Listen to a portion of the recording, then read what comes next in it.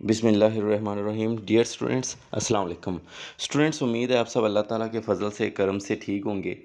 तो स्टूडेंट्स, आज हम क्लास 9th की फ़िज़िक्स का जो यूनिट है 6, उसका जो टॉपिक है विंड एनर्जी, उसको हम डिस्कस कर रहे हैं कि विंड एनर्जी को हम एक एनर्जी के बहुत बड़े सोर्स के तौर पर इस्तेमाल करते हैं। और इसके कुछ मकासद, इसके जो कुछ यूज़ेस हैं वो आपके सामने डिस्कस करने जा रहे हैं। जैसे सबसे पहले विंड एनर्जी की मदद से समंदर के अंदर जो कश्तियाँ होती हैं उनको चलाया जाता है, ठीक है। और विंड एनर्जी की मदद से विंड मिल्स चलाई जाती हैं और विंड मिल की मदद से जो ग्रेन्स होते हैं उनको ग्राइंड किया जाता है। ग्रेन्स का मतलब है कि जो गंदम होती है या दाने होते हैं उनको पीसा जाता है तो वो चक्कियाँ चलाई जाती हैं, ठीक है। इसके साथ-साथ विंड मिल चलाई जाती है और विंड मिल की मदद से ज़मीन की तह से जो पानी निकाला जाता है, वो मकसद जो है वो भी पूरा किया जाता है। विंड मिल चलती है किसकी वजह से? हवा की वजह से। ये आपके सामने एक विंड मिल है, ठीक है? तो जब ये चलती है तो वो ज़मीन की तह से पानी निकाला जाता है इसकी मदद से। और इसके साथ-साथ विंड मिल्स जो होती हैं वो जब चलती हैं हवा की मौजूदगी में, तो इसको यहाँ से मैकेनिकल एनर्जी पैदा होती है और इसकी मदद से जनरेटर चलाया जाता है। और जब जनरेटर चलता है तो इलेक्ट्रिसिटी पैदा की जाती है, ठीक है। इसके साथ देखें, ये आपके सामने कुछ काफ़ी ज़्यादा, बहुत ज़्यादा विंड मिल्स लगी हुई हैं। इनकी मदद से इलेक्ट्रिसिटी पैदा की जाती है, एक बहुत वसी पैमाने पे इलेक्ट्रिसिटी पैदा की जाती है, ठीक है।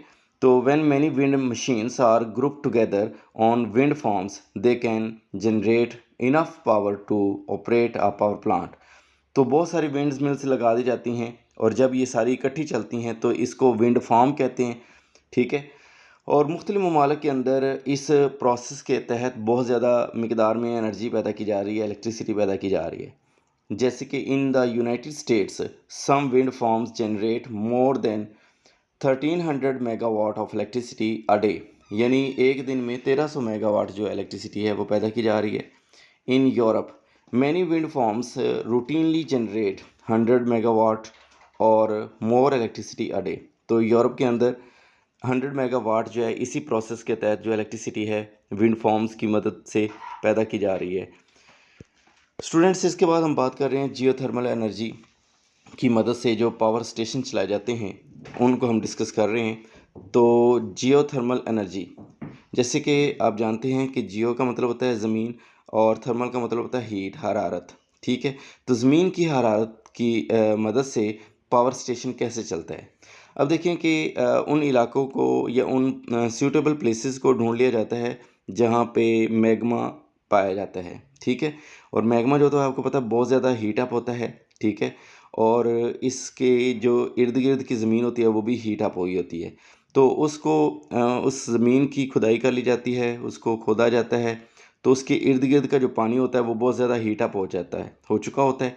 तो यहाँ पे दो तरह के सुराख किए जाते हैं, एक से कोल्ड वाटर एंटर किया जाता है, ठीक है। और दूसरी साइड से हॉट वाटर जो होता है उसको हासिल कर लिया जाता है। अब आगे क्या होता है कि ये जो हॉट वाटर है यहाँ से स्टीम बनती है, भाप बनती है और उस भाप की मदद से, स्टीम की मदद से जो टरबाइन्स होती हैं वो चलाई जाती हैं और टरबाइन्स के चलने से आगे जनरेटर जो मुंसलिक होते हैं वो मैकेनिकल एनर्जी पैदा करती हैं टरबाइन्स, और उस मैकेनिकल एनर्जी से जनरेटर चलता है, जनरेटर के चलने से इलेक्ट्रिसिटी पैदा होती है, ठीक है। तो ये सारा प्रोसेस है जियोथर्मल एनर्जी का। अब देखें कि इसको हम थोड़ा सा रीड आउट कर लेते हैं कि जियोथर्मल एनर्जी की बात कर रहे हैं कि in some parts of the world the earth provides us hot water from geysers and hot springs. के ज़मीन के नीचे कुछ हॉट स्प्रिंग्स, कुछ चश्मे होते हैं, गीजर्स लगा दिए जाते हैं या मौजूद होते हैं। ऐसी जगह तलाश कर ली जाती हैं जहाँ पर मैग्मा पाया जाता है।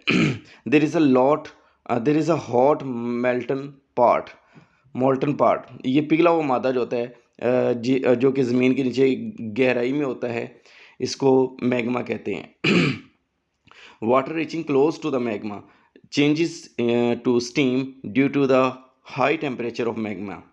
तो जो भी पानी इसके ज़मीन के नीचे एंटर किया जाता है, ठंडा पानी जो होता है वो मैग्मा की वजह से हीट अप हो जाता है, यानी हॉट वाटर में कन्वर्ट हो जाता है।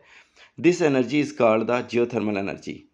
Geothermal well can be built by drilling deep magma near hot rocks at places where magma is not very deep। तो अब इसमें क्या किया जाता है कि जहाँ पर मैग्मा पाया जाता है वहाँ पे ज़मीन के नीचे खुदाई की जाती है, जहाँ पे चट्टानें होती हैं और चट्टानों के ऊपर वाला जो पानी है उस पानी को एंटर किया जाता है, वो पानी हीट अप हो जाता है, ठीक है।